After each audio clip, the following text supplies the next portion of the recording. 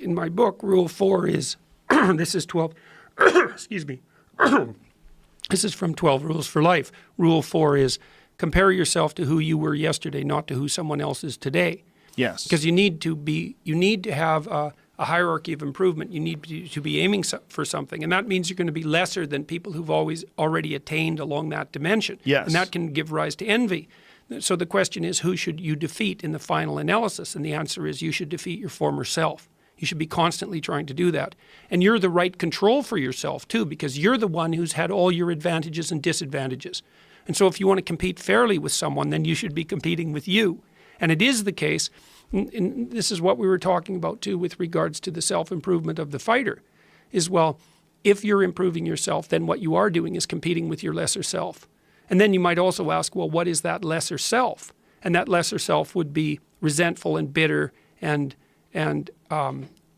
aggressive and vengeance-seeking and all of those things that go along with having a negative moral character. And those are things that interfere with your ability to progress as you move forward through life.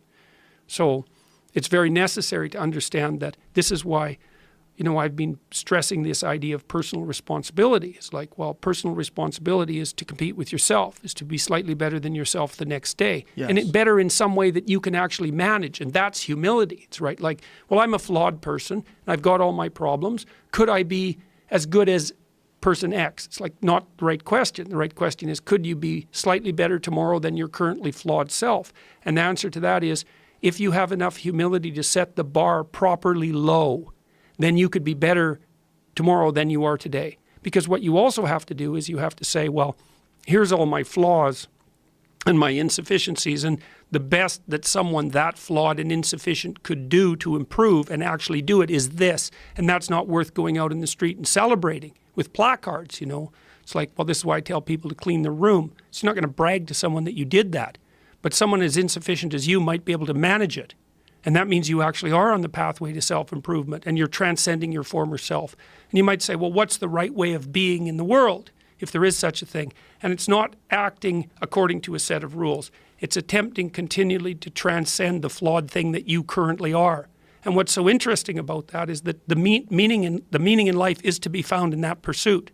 So I've been laying that out in these discussions too, because I say, well, the fundamental issue is that life is tragic and difficult, very tragic and difficult for everyone. And it's also tainted by malevolence, because no matter how things are tragic and difficult, but there's always some stupid thing that you could do or someone else could do that could make it even worse than it has to be. And so that's life. And you need an antidote to that, because that can embitter you. Constant contact with that, just the tragedy, but the tragedy combined with betrayal and malevolence, that makes it even worse, especially if it's self-induced. Okay, so you need something to set against that so you don't get bitter and resentful. Well, what do you set against that? Doing something worthwhile, by your own definition, say. You need some reason to get the hell out of bed on a terrible day because you've got something good to do. Well, what's the best thing you can do? Transcend your current wretched and miserable self. There's meaning to be found in that, and that's a meaning that's associated with responsibility. One of the things that I've been trying to lay out clearly is that life is hard. It's tainted by malevolence and betrayal. That can make you bitter. You need a meaning to offset that. Where's the meaning to be found? Not in rights, not in impulsive pleasure, but in responsibility. You take responsibility for yourself, so you take care of yourself. If you're good at it, you have some excess left over to take care of your damn family. If you're good at both of those, then you have some excess left over to take care of your community. Those are heavy burdens. You pick up the burdens, you find that's meaningful. The best way to pick up the burden is to continually improve yourself. And that's where the meaning is to be found. And so that meaning is in the continual self-transcendence. That's letting your old self die and the new self be reborn. Did you watch When We Were Kings? Ellie and Fraser? Yeah. God, that's an amazing, amazing, amazing movie. Right at the end of it, so Ellie defeats Fraser, basically by letting him defeat himself, right? Because Fraser is angry and he's got a chip on his shoulder and he doesn't conduct the fight properly. So he exhausts himself chasing Ellie. And Ellie has basically just trained himself to take the damn blows, right? And to wear Fraser out. That's his plan. Then right at the end of the movie, he knocks Fraser down. And it's pretty much the end of the fight. But Fraser sort of struggles to his feet. He's just getting up off the mat. And Ellie's got his hand pulled back to just nail him because he's completely laid open. And he puts his glove down and turns away.